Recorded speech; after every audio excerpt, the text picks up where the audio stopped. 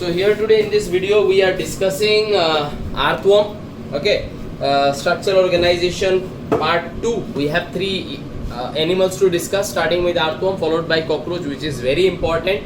Most of the question in entrances generally comes from the cockroach, but here as per the NCERT, if we need to go, we will also have to study and know about earthworm, frog and cockroach, where among these three cockroach is the most important one. Okay, so here I have started the discussion with earthworm, and these are some completely informational points, okay, about the habit and habitat of an earthworm, like where earthworm lives and how earthworm lives. The moment we finish this particular portion, the next portion we will move is about their morphology. Morphology means externally visible characters, क्या है that we can see in a earthworm. Okay, so first let's discuss about this. Like the first point states that till today there are about 500 species of earthworm have been discovered, among which 13 of them are found in India. The most common species which is found all over the world is Pheretima posthuma and Lumbricus. Now if you ask me, sir, there are so many species of earthworm, the earthworm that we are going to study right now is which species? It will be this one. We will discuss earthworm by taking in account the Pheretima posthuma as our species to be discussed. Okay, they are terrestrial animal with glistening moist skin. You have seen earthworm moving around in your home, in your lawns, in your gardens. Is not it? At some point of time you would have seen earthworm somewhere or the other. So whenever you see earthworm moving, what do you see in that earthworm? You see that the dorsal portion, that is the part we can see, the dorsal portion is glistening. The dorsal portion is moist. It is shiny kind of appearance. So glistening moist skin. Why it is shiny? That one also we will discuss. It does cutaneous respiration. That means breathing through skin. Is not it? And that breathing is done with the help of their dorsal surface. Hence they always keep their dorsal surface moist, okay, in order to keep on doing continuous cutaneous respiration. That is the reason that why their dorsal surface looks glistening or moist. This is the reason, because through that dorsal surface they do their cutaneous respiration. Of deep brown or reddish brown in color, that is their color that we can see. They are found in wet soil containing rich organic matter.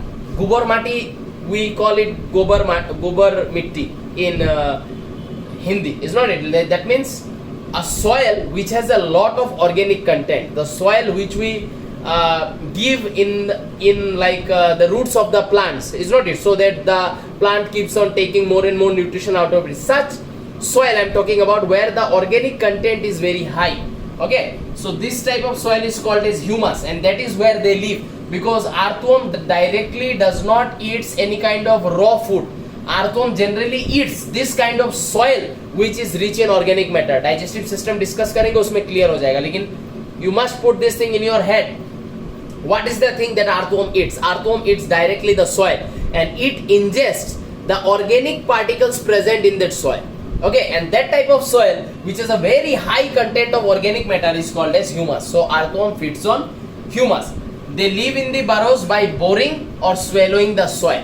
Okay, this kind of habitat is what the earthworm prefers to live. Earthworm prefers to live in soil which has a high humus content, high organic matter. Is not it? And how it will live in that particular soil? It will live there by making burrows. So while making burrows, what does it do? It ingests the soil. समझ में आ रहा है कि नहीं? मतलब पकड़ लो, ये उसका मुंह है earthworm का, ये earthworm का मान लेते हैं मुंह है, ठीक है, ये पेन बोले earthworm है, earthworm का मुंह है. ये बरो कर रहा है ना, तो बरो करने के टाइम में ऐसे ऐसे बरो नहीं कर रहा है. वो बरो करने के टाइम में वो क्या कर रहा है? सॉइल को इधर से खा रहा है.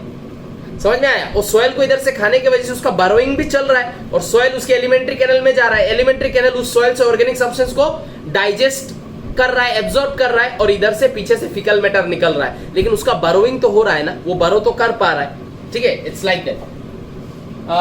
In gardens during rainy season they can be traced by their fecal deposit. जो soil वो लोग खाता है, उस soil को वो anus से जो निकलता है, वो fecal deposit are called as worm castings. Speed of movement 25 centimeter per minute. That means their movement and their speed of movement is very slow. Now we will talk about the morphology of earthworm. What are the external characteristics that we can see in an earthworm? Okay, make notes.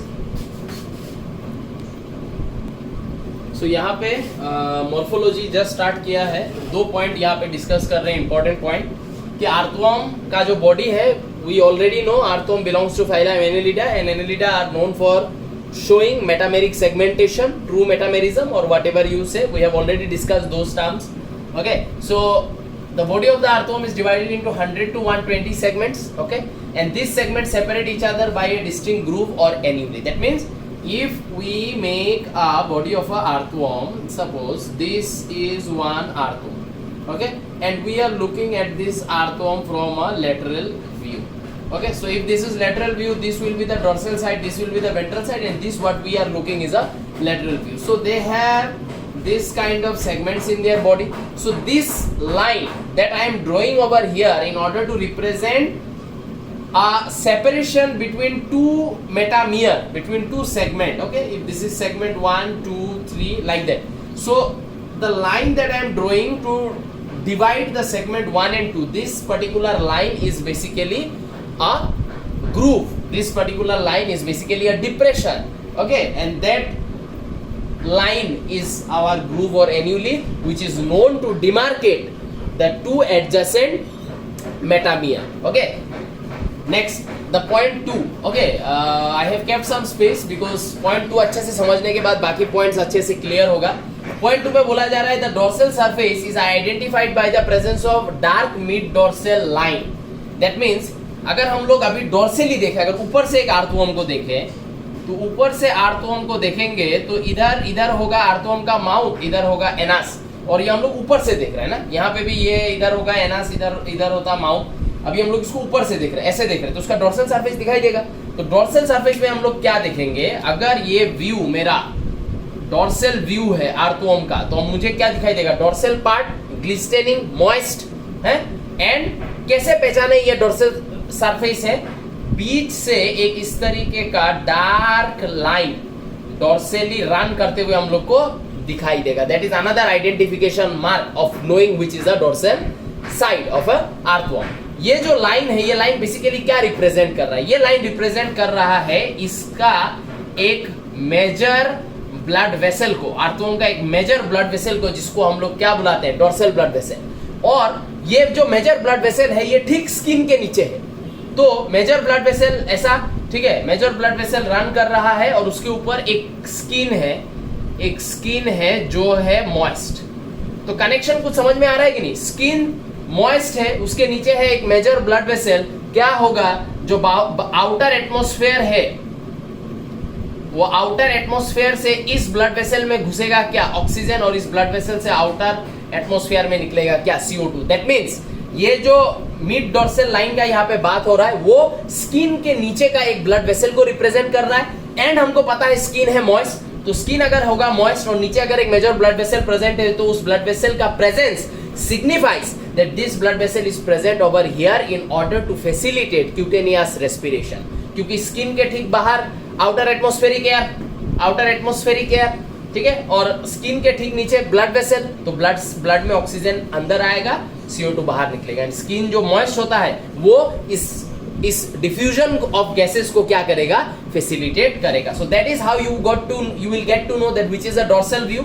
And if I make a ventral view of this arthrom, okay, let's consider this is a ventral view. So in ventral view you are going to see, like in many segments, it has 120 segment, which is not possible to draw at present, but you will see in some segments of the body of arthrom you are going to get this type of some pores.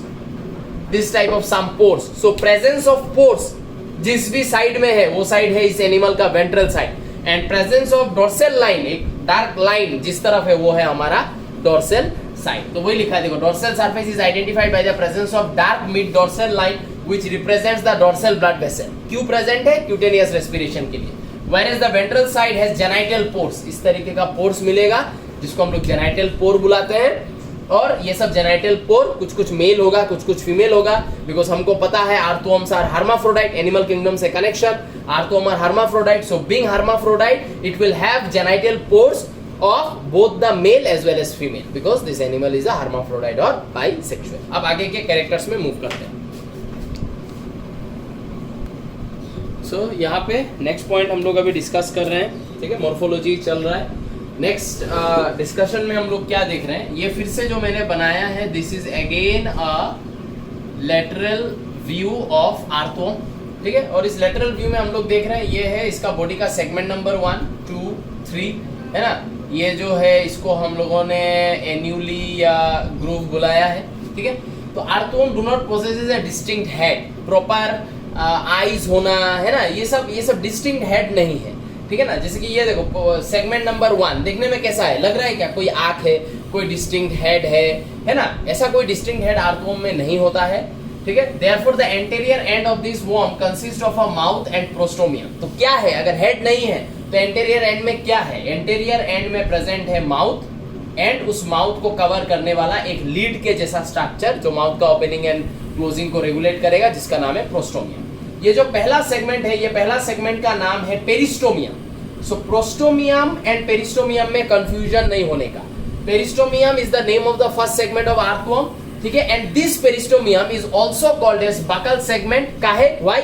Because this is the segment which bears the mouth and aperture and a structure which will regulate the opening and closing of the mouth. Okay, so you can see this is the mouth in the first segment, and this mouth is covered by a lid kind of structure called prostomium. Arises from the dorsal edge, that is dorsal, this is ventral side. So dorsal edge से निकला है a small fleshy lobe that serves as the covering of mouth, ठीक है। लेकिन और भी काम है, क्या क्या? It is also sensory in function. इसमें पकड़ लो टच रिसेप्टर है, ये समझता है टच टेस्ट, ये सब रिसेप्टर है, ये समझता है कि कौन सा सॉइल ह्यूमस है, कौन सा सॉइल खाने लायक है, ठीक है ना।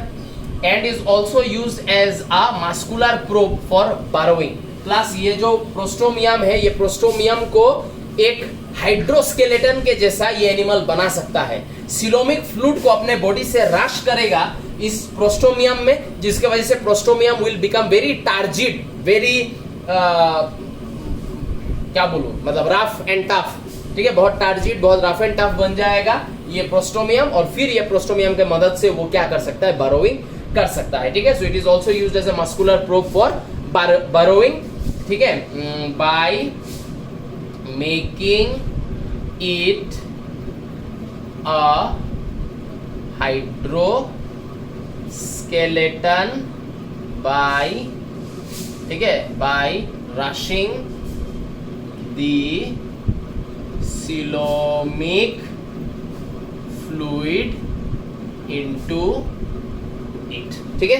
तो ये अच्छे से देख के लिखना कि ये मस्कुलर प्रूफ फॉर बारोइंग, इस प्रोस्टोमियम को जब बारो करेगा तब सिलोमिक फ्लूइड इसमें रश करेगा। ये एक हाइड्रोस्केलेटन, बिकॉज अंदर में आया है सिलोमिक फ्लूइड, वो फ्लूइड है इसलिए हाइड्रो, और वो आने के वजह से ये प्रोस्टोमियम एकदम टार्जिड होके एकदम स्ट्रॉन्ग बन जाता है, जिसके मदद से वो बारोइंग करता है। तो वही यहाँ पे लिख के दिया है, ठीक है। अब चलते हैं वेंट्रल सरफेस के एपर्चर्स के तरफ। सो यहाँ पे नेक्स्ट पॉइंट जो हम लोग डिस्कस कर रहे हैं कि मॉर्फोलॉजी के लिए हम लोग को आर्थ्रोम में और क्या क्या दिखाई देगा। हम लोग को दिखाई देगा क्लाइटेलम बोल के एक सेगमेंट, सेटी बोल के एक सेगमेंट, एंड एपर्चर बोल के एक सेगमेंट ऊपर लिख दिया। अभी इनको इंडिविजुअली डिस्कस करेंगे, ठीक है। So what is clitellum? Clitellum बोला जा रहा है कि अगर ये आर्थ्रोम का बॉडी है, ठीक है, तो 1 से लेके वी एक्सपेक्ट कि इसके बॉडी में 120 सेगमेंट्स हैं, तो 1 से लेके 120 सेगमेंट। अब बोला जा रहा है इसका जो 14, 15 एंड 16 सेगमेंट है, ये सेगमेंट्स कुछ स्पेशल सेगमेंट है, नॉर्मल सेगमेंट नहीं है। क्यों? क्योंकि ये जो सेगमेंट्स है, इन सेगमेंट्स में प्रेजेंट है एक टिश्यू जिसको बोला जा रहा है ग्लैंडुलर टिश्यू। और ग्लैंडुलर टिश्यू हम लोगों ने स्ट्रक्चरल ऑर्गेनाइजेशन पार्ट 1 में पढ़ा है। देखो सब चीजों का कनेक्शन है। पार्ट 1 में हम लोगों ने पढ़ा है glandular tissues are known for giving some kind of secretion. तो ये जो 14, 15 एंड 16 सेगमेंट है, इनमें जो ग्लैंडुलर टिश्यू है, ये ग्लैंडुलर टिश्यू क्या सीक्रेट करता है? ये सीक्रेट करता है म्यूकस एंड एक और important protein called as albumin protein, कुछ सॉल्ट्स, कुछ फाइबर्स, ये सब रिलीज करता है, ठीक है। अच्छा, अब फाइबर्स भी मैं लिख देता हूं, ये सब चीज रिलीज करता है ये ग्लैंडुलर टिश्यू, ओके। अब ये सब जो सिक्रेशन है, ये सब सिक्रेशन जब भी इन तीन सेगमेंट का ग्लैंडुलर टिश्यू ये तीन सिक्रेशन देगा, ये तीनों सिक्रेशन एक दूसरे के साथ मिल जाता है, they mix with one another, and by mixing with one another all this three secretion gives rise to the formation of a cocoon.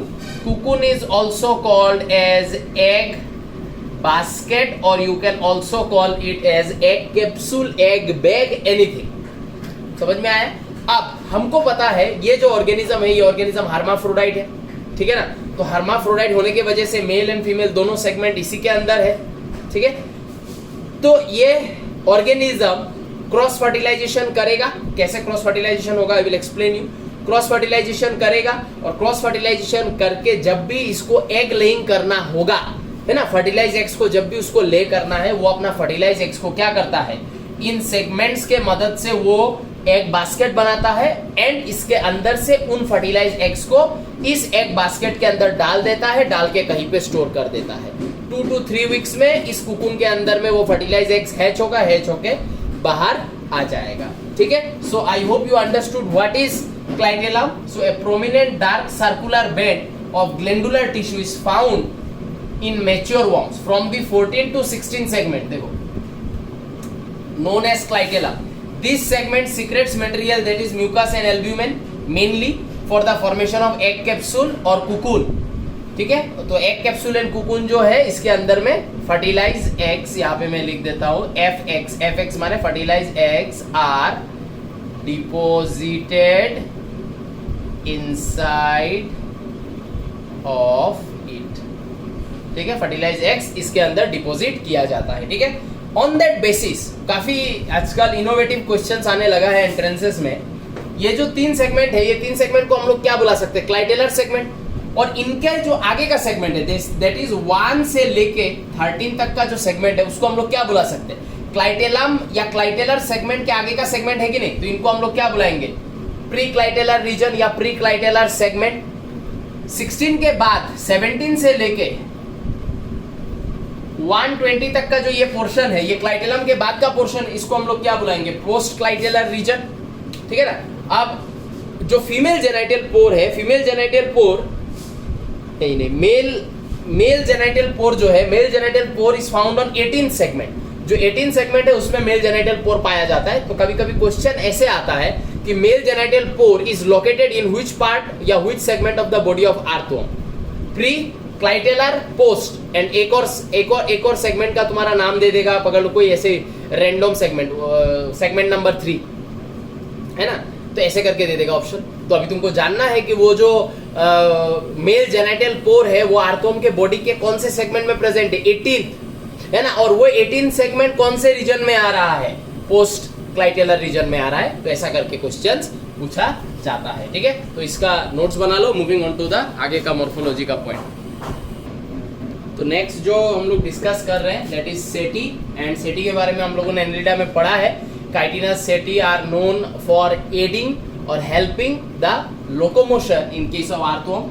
अगर मैं यहाँ पे आर्थ्रोम को वापस ऐसे करके ड्रॉ करूँ लेटरल व्यू में, ठीक है ना, लेटरल व्यू में ही ड्रॉ चल रहा है, तो लेटरल व्यू में अगर मैं ड्रॉ करूँगा तो ये होगा मेरा डोर्सल साइड, है ना, और ये वाला हो जाएगा वेंट्रल। तो वेंट्रल साइड में हम लोग क्या देखेंगे, हर सेगमेंट में except for first 1 clitellar segment 14, 15, 16 and the last segment 120, except 1, 14, 15, 16 एंड 120, ये 5 सेगमेंट को छोड़ के बाकी हर सेगमेंट में जैसे कि 2, 3, 4, ये सब सेगमेंट में हम लोग क्या देखेंगे, वेंट्रली इन सेगमेंट्स में पाया जाता है एक इस तरीके का अंदर के तरफ घुसा हुआ डिप्रेशन, इस तरीके का डिप्रेशन। ये जो डिप्रेशन है, इस डिप्रेशन को बोला जा रहा है सेटिगेरस सेक, और बोला ये भी जा रहा है कि सेटिगेरस सेक जो है, सपोज ये सेगमेंट नंबर 3 ऊपर लिख देता हूँ, सेटिगेरस सेक जो है, इस सेटिगेरस सेक के ठीक ऊपर यहाँ पे ये जो जगह है, ठीक है, हर सेगमेंट का ये वाला जो जगह होगा, इस वाला जगह में पाया जाता है कुछ स्पेशलाइज्ड मसल्स, एंड इन स्पेशलाइज्ड मसल से निकल के आता है हमारा क्या इन स्पेशल मसल से इस तरीके से निकल के आता है numerous projections like this. And ये जो न्यूमेरस प्रोजेक्शन मैंने अभी ड्रॉ किया है इनको हम लोग बुलाते हैं क्या, सेटी। ये सेटी लोकोमोशन में हेल्प करेगा एंड इस सेटी को मैनिपुलेट या मूवमेंट देगा कौन, ये स्पेशलाइज्ड मसल जो सेटिगेरस सेक में, ये जो डिप्रेशन है वो है सेटिगेरस सेक। सेटिगेरस सेक के ऊपर के एरिया में जो मसल है these are some specialised muscle जिसमें ये सेटी एम्बेडेड है, घुसा हुआ है। ये मसल जब कंट्रैक्शन एंड रिलैक्सेशन करेगा उस कंट्रैक्शन एंड रिलैक्सेशन से वो इस सेटी को मैनिपुलेट करेगा या मूव करवाएगा और उसके वजह से सेटी ओवरऑल बॉडी को एक मूवमेंट प्रोवाइड करेगा। ठीक है, सो ये है हमारा नंबर 3। अब मूव करेंगे टुवर्ड्स एपर्चर्स। ठीक है, यहाँ पे जो समझाया वही चीज यहाँ पे लिखा हुआ है। ठीक है, तो अब हम लोग डिस्कस कर रहे हैं रिगार्डिंग एपर्चर्स। तो एपर्चर्स का मतलब होता है बॉडी का अंदर का कोई बाहर के साथ connection via a pore. The internal body is connected with the outside via what pore, what connection, that is aperture. Suppose mouth is an aperture. Through mouth, our internal body is connected with the external environment. Nose is an aperture. You are getting my point. Now, anus is an aperture. Like that. These are apertures. So don't get confused between apertures and appendages. Appendages are any projection that comes out from the main body. Hands, main body से बाहर की तरफ निकला है. ठीक है ना? Insects में एंटीना वगैरह. Appendages. Legs, appendages. Apertures are the pores which is giving an entry and exit to the main body towards the outer environment. ठीक है, सो एपर्चर्स में दो एपर्चर तो कॉमन है, ये सब का डेफिनेशन नहीं दिया है। जैसे कि mouth, anus, you know mouth क्या है, माउथ कहाँ प्रेजेंट होगा, बॉडी के एकदम पहला सेगमेंट में। एनस कहाँ प्रेजेंट होगा, बॉडी के एकदम लास्ट सेगमेंट में। एनस के थ्रू क्या होगा, वर्म कास्टिंग्स, डिफिकेशन, है ना। माउथ के थ्रू क्या होगा, food injection, injection of humus, ये सब होगा। तो दिस थिंग्स वी नो, इसलिए मैंने और नहीं लिखा है। तुम लोग जब नोट बनाओ तब अगर लिख के रखना चाहो तो लिख सकते हो, कोई इशू नहीं है। मैं डायरेक्टली उन एपर्चर से स्टार्ट कर रहा हूँ जिसको हम लोग इतना पहले डिस्कस नहीं किया, जैसे कि स्पर्माथिकल एपर्चर। ना हमको पता है कि आर्थ्रोम एक हर्माफ्रोडाइट एनिमल है and I have explained it to you earlier also. Life cycle of Fasciola hepatica में हम लोगों ने डिस्कस किया है कि एनिमल अगर हर्माफ्रोडाइट हुआ तो उस एनिमल में एक इफेक्ट हिट करेगा जिस इफेक्ट को हम लोग प्रोटेंड्रस इफेक्ट बुलाते हैं, जहां पे male part will develop earlier, female part will develop later. Plus cross fertilisation का होना बहुत जरूरी है, तब वेरिएशन आएगा, इवोल्यूशन होगा। आज अगर क्रॉस फर्टिलाइजेशन नहीं होता है तो इवोल्यूशन नहीं होगा। आर्थवर्म से माने एनेलिडा से आर्थ्रोपोडा नहीं बनता, एनेलिडा से मोलास्का नहीं बनता, इवोल्यूशन आगे नहीं बढ़ता, आगे का फाइलम्स नहीं आता। अगर सेल्फ फर्टिलाइजेशन होता तो cross fertilization brings variation and that variation is important for evolution. You are getting my point. इसलिए animals will always do cross fertilization. ठीक है, तो क्रॉस फर्टिलाइजेशन जब करेगा तो इस चीज को समझो। देखो स्पर्माथिकल एपर्चर क्रॉस फर्टिलाइजेशन जब करता है तो क्या होता है, जब एक इंडिविजुअल दूसरे इंडिविजुअल को स्पर्म देता है, वो स्पर्म को ले जाके क्या करता है, अपना स्पर्म स्टोरिंग चेंबर में स्टोर कर देता है।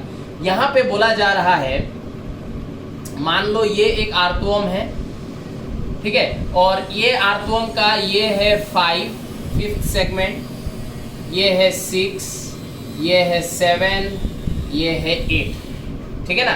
एंड नीचे में एक और आर्थ्रोम यहाँ पे जो बना रहा हूं, ठीक है। इस आर्थ्रोम का, ठीक है, मान लेते हैं ये है इसका 18th सेगमेंट, ठीक है। हम लोग को यही दोनों से लेना देना है। अब क्या बोला जा रहा है, बोला जा रहा है ये जो आर्थ्रोम, मतलब दोनों तो हर्माफ्रोडाइट ही है, लेकिन ऊपर का वाला में मैं ये एक्सप्लेन कर रहा हूँ, स्पर्माथिकल एपर्चर। बोला जा रहा है टोटल 8 पॉइंट है, और 8 पॉइंट में हम लोग क्या देखेंगे, 5 और 6 का जो बीच का ये ग्रूव है, उस बीच के ग्रूव के साइड में ये दोनों ही डायग्राम हम लोगों ने वेंट्रल व्यू में किया है, ठीक है। दैट मीन्स वेंट्रल साइड हम लोग देख रहे हैं। वेंट्रल साइड के 5 और 6 का समझ में आ रहा है कि नहीं, जो पार्टीशन है, ग्रूव है, उस ग्रूव में हम लोग को 2 एपर्चर, 2 होल ऐसा मिलेगा। फिर 6 और 7 में 2 एपर्चर ऐसे मिलेगा, 7 और 8 में 2 ऐसे मिलेगा, 8 और 9 में 2 ऐसे मिलेगा। ये सब जो एपर्चर्स दिखाई दे रहा है, ये एपर्चर्स है स्पर्माथिकल एपर्चर्स। दैट मीन्स ये वो एपर्चर्स है जो एपर्चर क्या करेगा, जो एपर्चर दूसरा आर्थवॉर्म से स्पर्म लेगा। तो ये जो आर्थवॉर्म है, समझ में आ रहा है ना, ये जो आर्थवॉर्म है, इस आर्थवॉर्म का मान लेते हैं, इसको ऐसे करके ड्रॉ करने से तुम लोग को एकदम क्लियरली समझ में आ जाएगा। यहाँ पे मान लेते हैं ये है 18 सेगमेंट। 18 सेगमेंट में बोला जा रहा है वेंट्रली एकदम, ये है इसका मेल जेनाइटल पोर, मतलब इस मेल जेनाइटल पोर के थ्रू स्पर्म निकल के आता है। एंड स्पर्माथिकल एपर्चर या स्पर्माथिकल पोर जो है उसके थ्रू स्पर्म को रिसीव किया जाता है, ठीक है। तो ये एक आर्थवॉर्म हुआ। सिमिलरली अगर मैं यहाँ पे करूँ, ये हो जाएगा सेगमेंट नंबर 5, 6, 7, 8, 9, पोर पोर पोर पोर पोर पोर पोर पोर, और यहाँ पे हम लोग फिर से ड्रॉ कर लेते हैं 18 सेगमेंट पोर पोर, ठीक है। अब ये दोनों आर्थवॉर्म, या आर्थवॉर्म 1 E1 और ये E2 दोनों मान लेते हैं रिप्रोडक्टिवली मैच्योर हो गया है और इन लोगों में प्रोटेंड्रस इफेक्ट ने हिट किया है। तो ये जो आर्थवॉर्म 2 है, इसका भी जो मेल वाला पार्ट है वो डेवलप हो गया है, इसका भी जो मेल वाला पार्ट है वो डेवलप हो गया है। अब क्या होगा, ये दोनों आर्थवॉर्म जैसे कि ऐसे करके एक दूसरे के कांटेक्ट में आएगा। देखो मान लेते हैं ये एक आर्थवॉर्म है जिसका ये वाला है माउथ, ये वाला है एनस, ठीक है ना। ऐसे सेम ये दूसरा आर्थवॉर्म माउथ एनस है ना। इस आर्थवॉर्म का यहाँ पे 5, 6, 7, 8 सेगमेंट, 9 सेगमेंट वो सब यहाँ पे है, मेल वाला सेगमेंट इधर है, ठीक है। इसका भी सेम इस आर्थवॉर्म के साथ देखें तो 5, 6, 7, 8 सेगमेंट इधर है, 18 सेगमेंट इधर है। ये दोनों क्या करेगा, ये दोनों ऐसा पोज में आएगा, ऐसा ऐसा, समझ में आ रहा है कि नहीं। ऐसा पोज में आने के वजह से क्या हो जाएगा, इसको अगर मैं अभी घुमा दूं, इस डायग्राम को अगर मैं अभी घुमा दूं, ये 18 सेगमेंट इधर नहीं आ जाएगा और ये जो 5, 6, 7, 8, 9 सेगमेंट है वो इधर नहीं चला जाएगा। तो अंडर दैट सर्कमस्टेंसेस, समझ में आ रहा है कि नहीं, अंडर दैट सर्कमस्टेंसेस क्या होगा, ये 18 सेगमेंट का ये जो पोर्स है, ये 18 सेगमेंट का ये सब पोर्स के थ्रू हमको पता है स्पर्म निकलता है, वो स्पर्म को इसमें डिलीवर करेगा, समझ में आया ना, उसमें डिलीवर करेगा। जब ये दोनों ऐसे करके बैठेगा, इसको हम लोग जक्स्टापोजिंग बुलाते हैं, JUXTAPOSING, juxtaposing, where two earthworm will lie, जैसे कि ये mouth they will lie like this, समझ में आया। एंड इसका 18 सेगमेंट इनके स्पर्माथिकल एपर्चर को स्पर्म दे देगा, इन एपर्चर्स के थ्रू स्पर्म घुसेगा और जाके स्पर्माथिका में स्टोर हो जाएगा। सिमिलर इसका 18 सेगमेंट इसको दे देगा स्पर्म, एंड इस तरीके से होगा क्रॉस फर्टिलाइजेशन, समझ में आया ना। तो दो आर्थवॉर्म अपने आप को तो स्पर्म देगा नहीं, सेम ऑर्गेनिज्म का गैमेट्स रिपल्शन होता है due to the surface chemical, ये मैंने पढ़ाया है, plus cross fertilisation is necessary for variation. तो जब दो आर्थवॉर्म, दोनों हर्माफ्रोडाइट, दो आर्थवॉर्म जब सेक्सुअली मैच्योर होगा, माने मेल जेनाइटल एपर्चर जब दोनों का डेवलप हो जाएगा, तब ये लोग म्यूचुअल एक्सचेंज ऑफ स्पर्म करता है, ठीक है। इस तरीके से ये लोग करेगा म्यूचुअल एक्सचेंज ऑफ स्पर्म। इसका 18 सेगमेंट का ये दोनों पोर पहले 5 और 6 के बीच का जो स्पर्माथिकल पोर है उसमें सेट होगा, उसमें स्पर्म छोड़ेगा, फिर इसमें सेट होगा, इसमें स्पर्म छोड़ेगा, फिर इसमें सेट होगा, इसमें स्पर्म छोड़ेगा। तो ऐसे करके ये देखो मेल जेनाइटल पोर का भी देखो सिस्टमेटिक, देखो 18 नंबर सेगमेंट का दोनों जो पोर है, ये दोनों पोर देखो साइड साइड में है, क्यों, क्योंकि इन दोनों पोर को स्पर्माथिकल पोर्स में फिट होना है। स्पर्माथिकल पोर्स में भी देखो ग्रूव में है, लेकिन वेंट्रोलेटरल वे में है, ये वेंट्रल साइड है और लेटरल वेंट्रोलेटरल वे में है, यही सब यहाँ पे लिखा हुआ है, ठीक है। सो आई होप ये समझ में आया है तुम लोग को, इसलिए ये दोनों लिखा है। अब हम लोग बाकी का एपर्चर्स क्या है देख लेते हैं। 2 और पोर के बारे में लिखा है। पहला है फीमेल जेनाइटल पोर। तो फीमेल जेनाइटल पोर देखो कहाँ बोला जा रहा है, कहाँ प्रेजेंट है, आर्थवॉर्म ये मान लेते हैं 5, 6 जो अभी डिस्कस किया, थोड़ा सा फिर से कर रहे हैं, 8, 9 है ना, ठीक है। यहाँ कहीं पे हम लोग को मिलेगा 14 सेगमेंट, एंड यहाँ कहीं पे हम लोग को मान लेते मिलेगा 18 सेगमेंट, ठीक है। तो 18 सेगमेंट का यहाँ पे ऐसे ये है MGP, मेल जेनाइटल पोर।